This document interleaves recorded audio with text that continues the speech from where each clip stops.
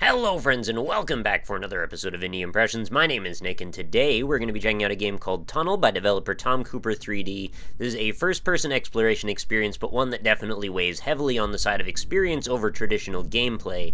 I'm looking at it sort of like an experiment in claustrophobia and color in that, well, as you can see, we were presented with a starkly red screen, and that is literally the only thing you could see, no matter where you looked or what you did.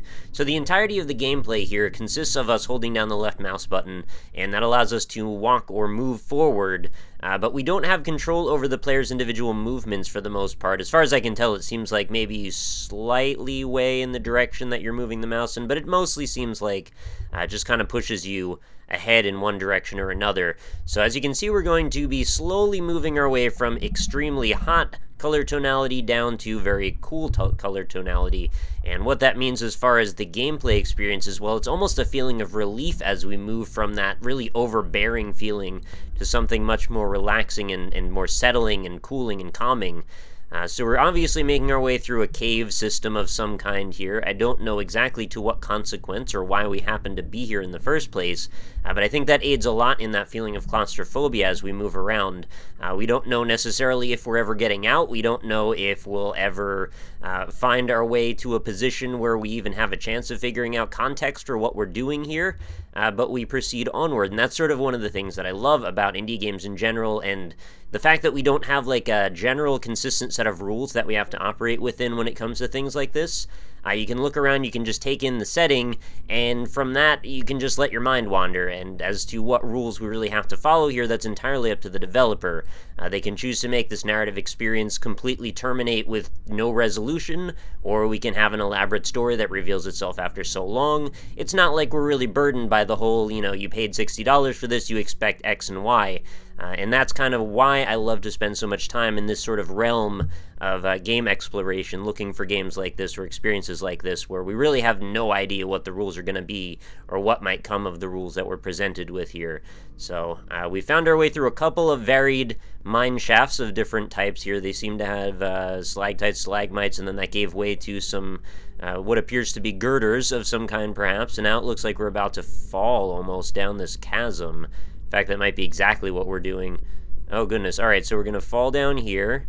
Oh, there's some kind of speck of light.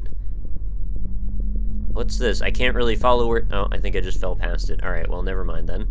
I wasn't sure if that was something that I could interact with or what. I should probably try and look around and see behind me. I'm just a little bit afraid that if I end up walking into the wrong position, I won't be able to necessarily find my way back to the light again.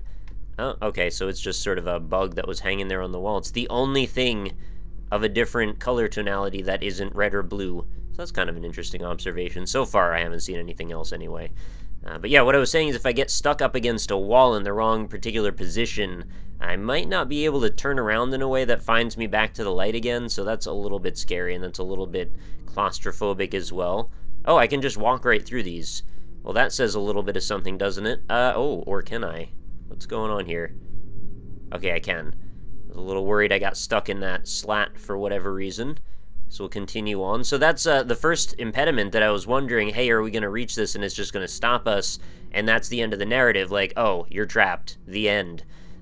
We don't know. Maybe that's the case. Maybe it isn't. Now it looks like we're going to be going up the other side, and that looks like maybe some kind of moonlight ahead. Sort of glowing orb. I honestly don't know what we're going for here because I haven't played more than the first moment of this, and I just wanted to get a sense of what this concept was even about. I'm also quite enjoying the music or sound effects that are happening. I guess more sound effects than music, but I'm not sure if they're necessarily going to come through super well. They're a little quieter than I was anticipating, but they're very ambient, and whatever this is, it is beautiful. It is quite the orb. I don't know if this is going to be some kind of saving grace or respite, but we're getting into a new range of color tonality that I can choose to either get closer to or avoid, I guess. I'm gonna just walk right past it. Okay, I wanted to try and touch it just in case it did anything for me.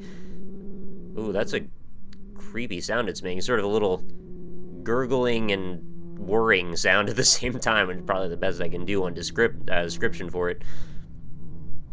Alright, so we're going a little bit deeper. That's the other thing, too. I can't tell if we're going deeper or we're coming out. That's the other kind of unsettling aspect to this. It's like you don't know which way is up. You don't know if you're heading towards safety or away from safety. Maybe where we started was the closest to safety we were going to be, and now we're just looking for a way through. It's the whole, uncertain aspect of what if you were doing some kind of spelunking and then, like, the passage you came in at collapsed behind you. Like, are you now trapped? Are you left for dead? I don't know. You probably have to continue onward to try and figure out if you are, but, that moment until you find relief is absolutely terrifying and claustrophobic, and I feel like maybe a little bit of that is mirrored in Tunnel. Alright, we've come to solid blue, and the comfort of what sounds like some birds. So I guess this is representative of coming out to a conclusion here. I'm not sure if this game is just going to quit when I walk out into it, but let's see what happens.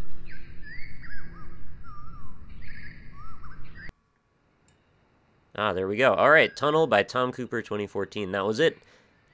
That was a surprisingly interesting experience. I wasn't sure what I was going to get myself into with this one, like whether this was just going to kind of end with us leaving in darkness, or, like I said, would there be resolution? It seems like we found our way out.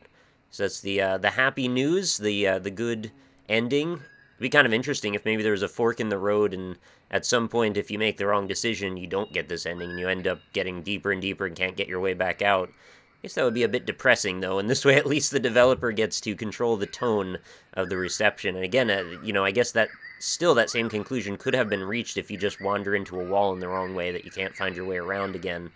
It is a little bit unsettling that, like, with a lack of color shading and depth, like, you can create a situation where you're trapped in eternal purgatory just based on what you're pointing your perspective at, if that makes sense. But anyways, an interesting little experience. You can go ahead and grab this one if you'd like to go ahead and try it yourself, see if you can find anything that I might have missed. I didn't necessarily take a ton of time to look in every direction, so maybe there was another thing or two in there in that mysterious cavern that maybe you could run into. Link is going to be in the description, totally free, like I said. Let me know what you think about this one in the comments, if you don't mind. I'd love to hear your opinion on things like this. Does it bother you that this game was entirely linear and that, like, there was no interactivity other than hold the mouse button or don't? Would you prefer branching paths or ideas like I mentioned during the course of the experience? Do you have any other ideas? I'd be curious to hear all of those things and discuss them in the comments. As usual, if you enjoyed the episode, make sure you leave a like on it because it does help keep the series going. And, of course, make sure you come back again tomorrow because there's new episodes of Indie Impressions that go up every single day. So if you're a fan of the idea of finding out about a new artistic, original, or unique indie game every day, consider subscribing to the channel if you haven't already. And thank you to everyone that already has. And, of course, thank you for watching. I will see you all tomorrow, and I hope you have a fantastic night. Talk to you later, everybody.